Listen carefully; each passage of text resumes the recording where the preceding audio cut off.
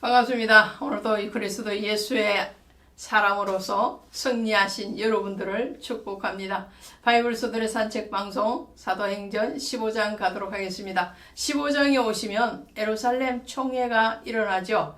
자, 이 예루살렘 총회가 일어난 시점, 그 시점, 그리고 예루살렘 총회에서 결론 난 회의 결과에 대해서 은혜를 나누도록 하겠습니다. 시점은요, 1차 전도 여행이 13장, 14장에 기록되어 있죠.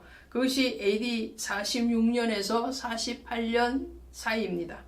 그리고 2차 전도 여행은 15장 36절부터 18장 22절까지인데 AD 49년부터 52년 사이죠.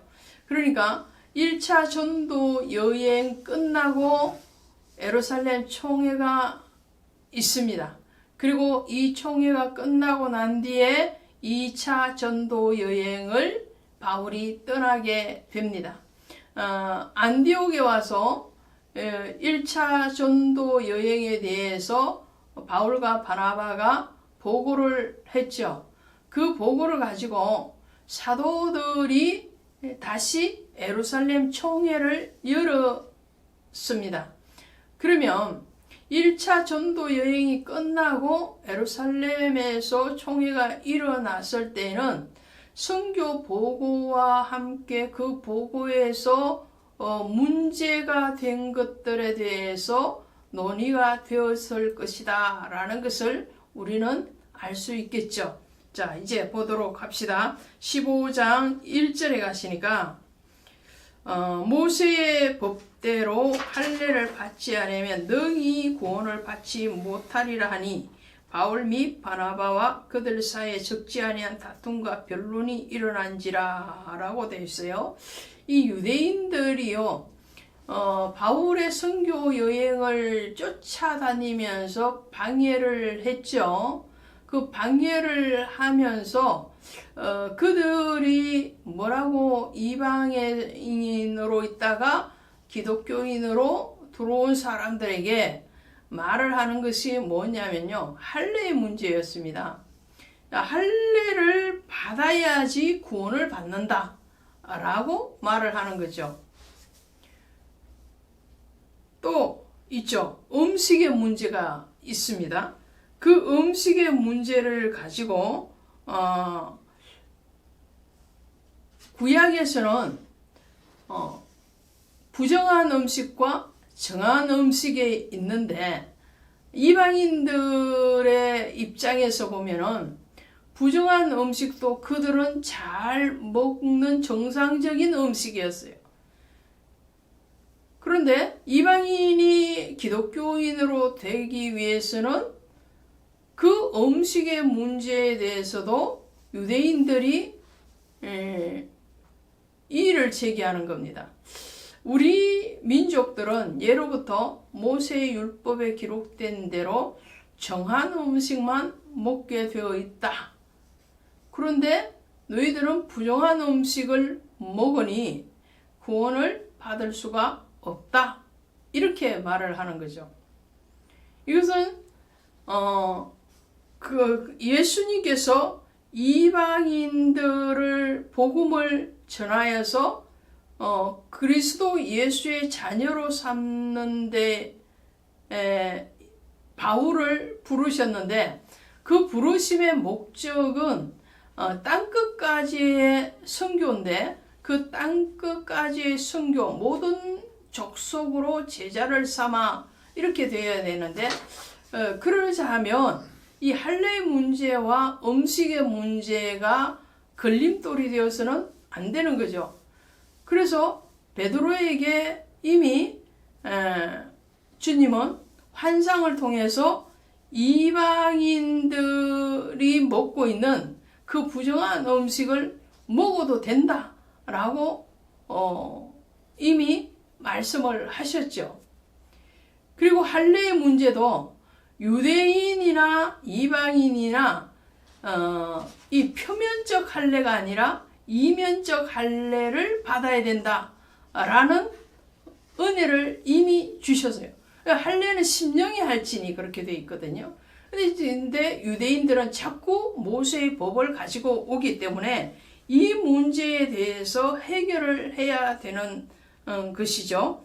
그래서 초대 교회에서 처음으로 이루어진 이 예루살렘 총회를 통해서 이제 신학이 과도기적인 과정에서 신학적으로 정립되어져 가야 되는 구원의 문제에 대해서 명확하게 정리하고 가야 될 필요성이 강력하게 대두가 된 겁니다.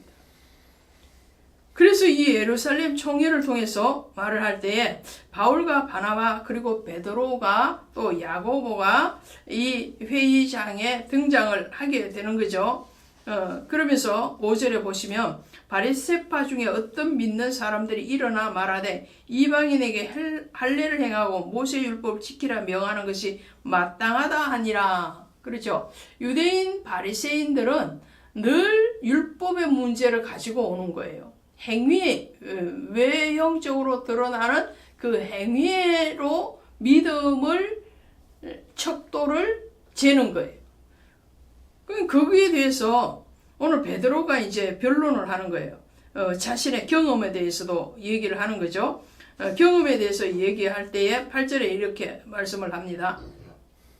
또 마음을 아시는 하나님이 우리에게와 같이 그들에게도 성령을 주어 정언하시고 믿음으로 그들의 마음을 깨끗하게 하사 그들이나 우리나 차별하지 아니하셨다. 네, 구원은 은혜로 받는 것이지 유대인이나 이방인이 율법적인 문제로 차별을 받는 것은 아니다라는 거예요. 믿음으로 은혜로 구원을 받는 것이지 구원의 조건으로 할례는 아니다라고 말을 하는 거죠. 우리 마음의 심령의 할례, 그것은 믿음이죠. 믿음으로 구원을 받는 것이고 차별함이 없다. 베드로가 그렇게 말을 합니다. 그러면서 11절에 이렇게 말을 하죠. 주 예수의 은혜로 그들이 우리와 동일하게 구원을 받는 줄을 믿노라. 그러니까 예수를 믿음으로 구원을 받는 것이지 할례의 문제나 음식의 문제로 구원을 받고 안 받고의 문제가 아니다. 그러면 음식과 할례의 문제를 구약시대에 왜 하나님은 유대인들에게 주셨을까요? 그것은 유대인들의 신앙이 이방인들과 섞이지 않도록 우선적으로 정립시켜야 될 목적이 있었기 때문에 그렇습니다. 왜냐하면 이스라엘을 통해서 온 열방을 구원받게 하시기 위해서는 그 표본인 이스라엘 백성들의 신앙이 우선 정결하고 거룩하게 훈련되어져 있어야 되기 때문에 그 훈련된 역량이 있어야지 다른 사람을 훈련시킬 수 있기 때문에 그 당시에 그렇게 필요했다라는 것을 말을 하는 거죠. 그리고는 야고보가 또 말을 합니다. 이 야고보는 여기에서 나오는 야고보는 바로 예수님의 친동생이죠. 사도 야고보는 이미 12장에서 39세로 순교를 했죠.